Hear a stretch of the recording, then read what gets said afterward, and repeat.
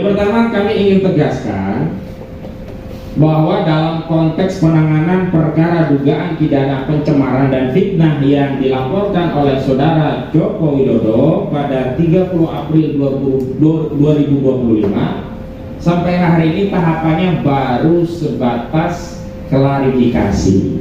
Buktinya adalah klien-klien kami sampai hari ini belum pernah dipanggil oleh polisi sebagai saksi, belum pernah. Yang ada klien kami baru diundang. Jadi bunyi suratnya adalah undangan klarifikasi, bukan panggilan polisi. Sebab kalau mengacu KUHP, prosesnya kan diawali panggilan 1, panggilan kedua, dan seterusnya.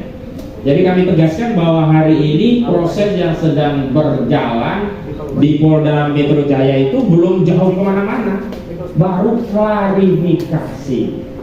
Dan kami sampaikan bahwa klarifikasi yang dimaksud itu pun belum memenuhi kualifikasi. Kenapa?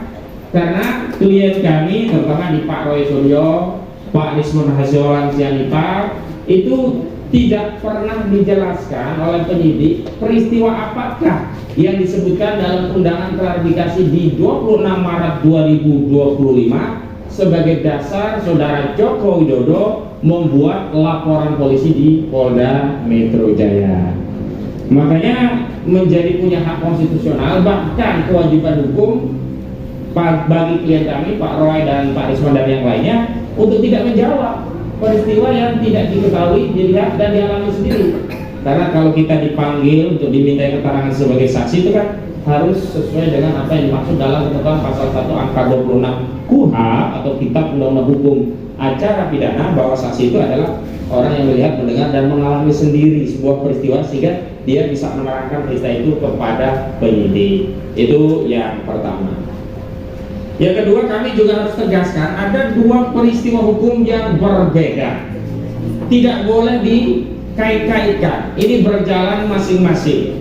Yang pertama adalah peristiwa DUMAS atau aduan masyarakat yang disampaikan oleh tim pembela ulama dan aktivis di 6 Desember 2024, yang kemudian ditingkatkan menjadi laporan informasi yang ditindaklanjuti dengan sejumlah undangan klarifikasi juga.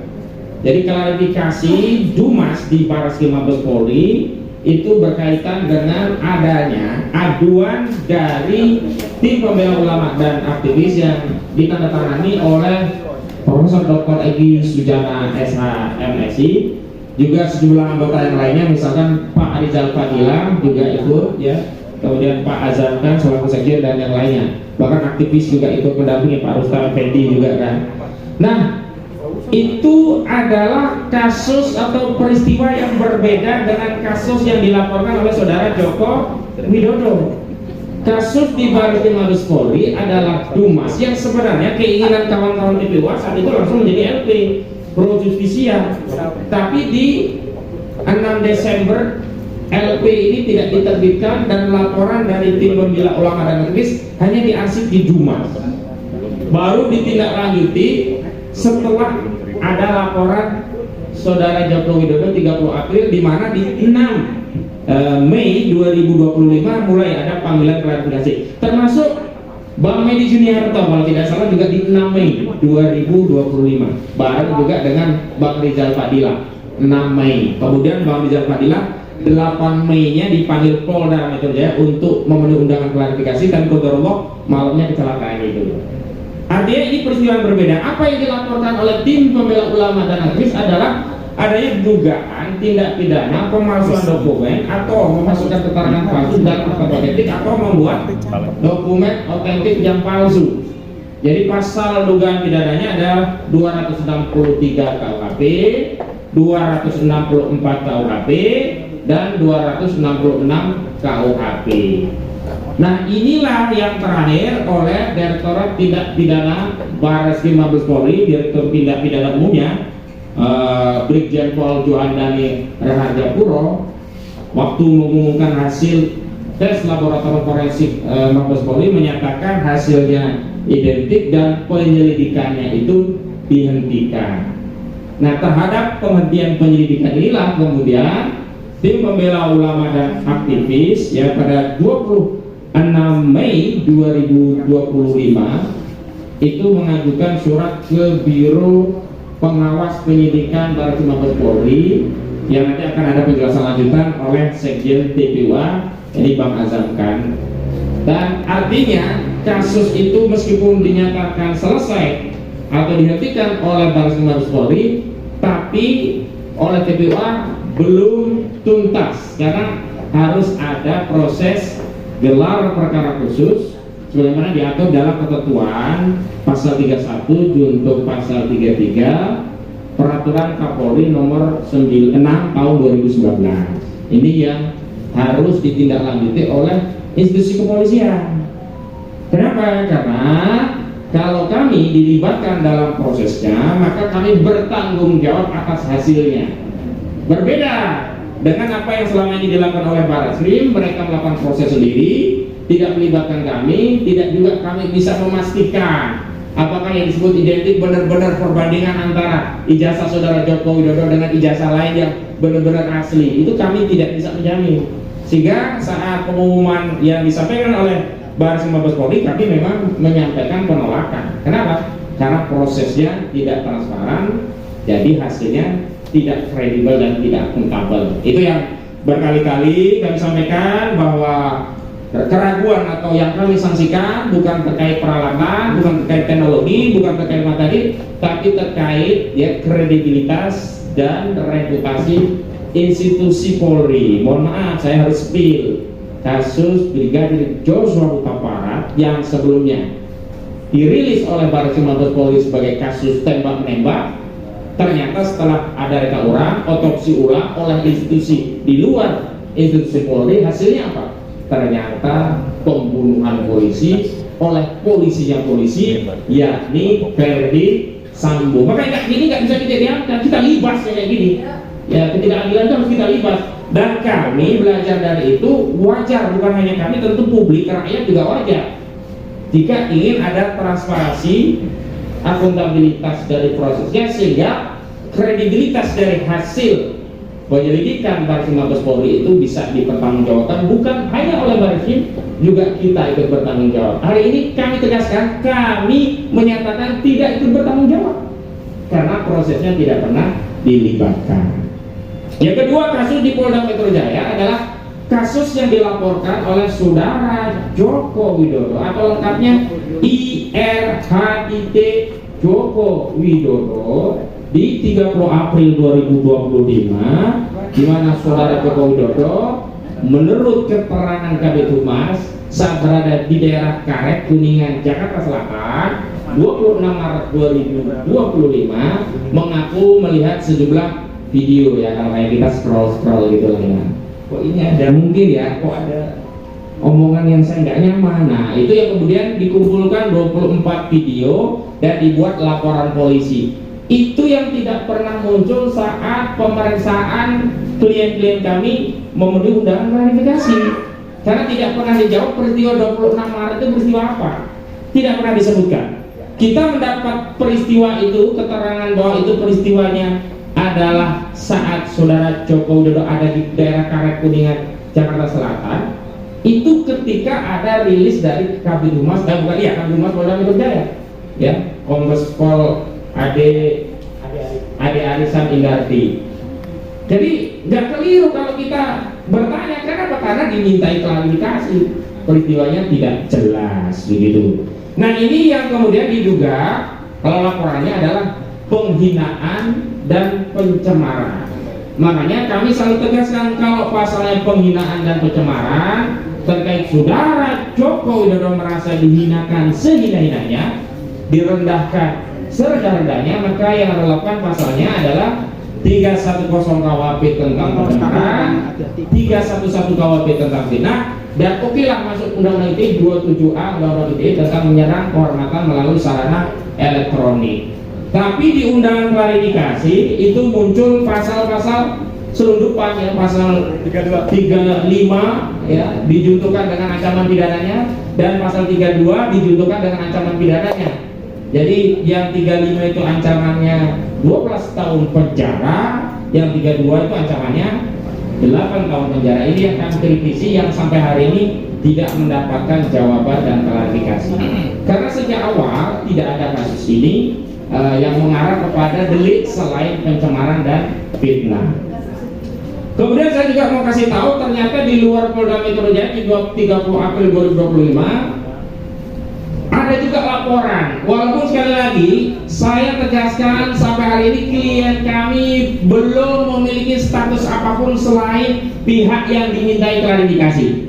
Saya tegaskan sekali lagi, klien kami belum menyandang status apapun atau tidak memiliki status apapun kecuali diminta klarifikasi. Jadi kalau ada media yang menyatakan terlapornya atas nama A, B, C, D, saya katakan itu semuanya keliru, bohong. Kenapa? Justru acuan siapa yang terlapor itu adalah keterangan resmi dari penyidik. Saat penyidik memanggil klien kami dan sebelum terjadi proses mengambil keterangan untuk klarifikasi, itu ditanya, ini terlapornya siapa? Agar menjadi jelas. Kalau terlapornya ternyata saudara kita, kan kita boleh menolak untuk memberikan keterangan begitu. Ternyata terlapornya disebutkan baru dalam tahap penyelidikan. Ya, jadi tidak jelas. Kalau tahap penyelidikan ini juga ngeri-ngeri juga. Jadi saya ingat statement, nanti tolong dikomentari ya Bu Kurnia, dari penasihat Kapolri Irjen Pol Purnawirawan Arianto Sutadi, yang saya tegaskan saudara Arianto ini mengedarkan atau menebarkan ancaman kepada masyarakat dengan menyebutkan akan banyak tersangka dari kasus ini. Itu bukan wewenang saudara. Saudara bukan penyidik, bukan juga juru bicara dari penyidik, baik penyidik di Polda maupun di Barreskrim. Sehingga sebaiknya sebagai penasihat Kapolri, saudara menasihati Kapolri, bukan mengedar tudingan kepada masyarakat, mengedarkan kecemasan kepada masyarakat seolah-olah siapapun yang terlibat dalam pro kontra ijazah palsu saudara Jokowi hati-hati bisa jadi tersangka. Ya, ini yang nanti akan didetailkan oleh Bu Kurnia Triroyani. Jadi saya lanjutkan, selain di Polda ada laporan yang lain, misalkan di Polres Jakarta Selatan dan Polres Jakarta Pusat ada dua entitas yang juga melaporkan perihal yang sama terkait ijazah palsu saudara Jokowi, tapi dengan judul pidana yang berbeda, bukan lagi pencemaran tapi menggunakan pasal penghasutan 160 KUHP, dan ini sudah masuk duluan sebelum saudara Joko Widodo memasukkan laporan di 30 April 2025. Tapi kemarin saya baca di media kasus ini disatukan atau dikonsolidasi ke Polda Metro Jaya. Tapi kalau saya punya pendapat, ini sebenarnya bukan dikonsolidasi, sebenarnya memang tak layak ditindaklanjuti karena tidak relevan. Ini sama saja oleh Polres Jakarta Selatan, oleh Polres Jakarta Pusat, kasusnya ini ditolak. Ya, laporan dari pemuda patriot itu dan juga Pradi Bersatu sebenarnya secara substansi tidak layak. Tapi ya kasihan kalau dibilang nanti ditolak gak layak, dikira gak ngerti ya, bikin laporan polisi, ya dihiburlah, Bapak, kasus Bapak kita konsolidasi ke Polda gitu kira-kira. Ya gak apa-apa lah. Tapi saya ingin menegaskan kasus ini sudah masuk pada proses yang masuk kategori lex spesialis, dan dalam asas hukum dikenal kaidah lex spesialis derajat lex generalis. Lex spesialisnya adalah delik aduan saudara Joko Widodo yang menyatakan dirinya direndahkan serendah-rendahnya dan merasa dihina sehina-hinanya, maka pasal yang spesialis punya legal konstitusional untuk menyelidiki perkara ini hanya pasal 310 KUHP, 311 KUHP kalau ITE-nya hanya 27A Undang-Undang ITE. Maka dengan demikian seluruh laporan yang berkaitan dengan ijazah palsu, yang berkaitan dengan tuduhan apapun termasuk tuduhan penghasutan itu tidak bernilai. Karena itu delik publik, delik umum. Gak mungkin juga nanti karena kewenangan pengadilan berbeda nanti sidang, misalnya saudara Joko Widodo baru diadili sebagai saksi korban di Pengadilan Negeri Jakarta Selatan karena Polda Metro Jaya ada di Jakarta Selatan. Besoknya dipanggil hakim Pengadilan Negeri Jakarta Pusat berdasarkan laporan dari Polres Jakarta Pusat. Kan ini membingungkan gitu. Kasihan Pak Jokowi yang nanti dipanggil-panggil terus gitu. Diperiksa dari peradilan sini, peradilan yang lain. Fokus saja. Ya, saya minta penyidik fokus karena sudah ada lex spesialis yakni saudara Jokowi, dan memang delik aduan yang berwenang untuk mengadukan komplain terhadap wibawanya, marwahnya tercederai hanya korban. Jadi nggak ada urusan itu dengan Pradi Bersatu, nggak ada urusan itu dengan apa satunya Patriot Nusantara, nggak ada urusan itu dengan apa yang mengatakan dirinya reco, proco, apalagi reco dan yang lainnya. Itu soulmate ya, itu nggak punya nilai. Makanya ini hanya punya nilai apa, bikin gaduh di masyarakat saja. Dia bukan Jokowi, dia bukan kuasa hukum Jokowi, dia tidak punya wewenang bertindak untuk dan atas nama Jokowi. Apa dasarnya dia bikin laporan polisi? Kecuali apa? Bikin gaduh. Ya, itu saya tegaskan, bikin gaduh gitu. Kalau dibalik itu ada cuan ya, tanyakan kepada mereka. Karena sebelumnya saya tidak percaya kasus ini ada yang mendanai. Tapi begitu Ngabalin menyatakan ada duit besar dari kasus ijazah palsu ini, saya jadi yakin dan percaya, dan dugaan kuat saya dapat cuan besar yang banyak Ngabalin. Jadi jangan tuduh-tuduh kita, karena sebelumnya Ngabalin nggak pernah ngomong. Nah sekarang kenapa dia ngomong? Tanya itu, dapat duit nggak kamu Ngabalin? Nah, ya jangan buruk muka cermin dibelah, ya kan? Buruk muka tambal saja muka kamu sendiri, kan? Jangan belah-belah cermin orang. Baik, itu pengantar dari saya.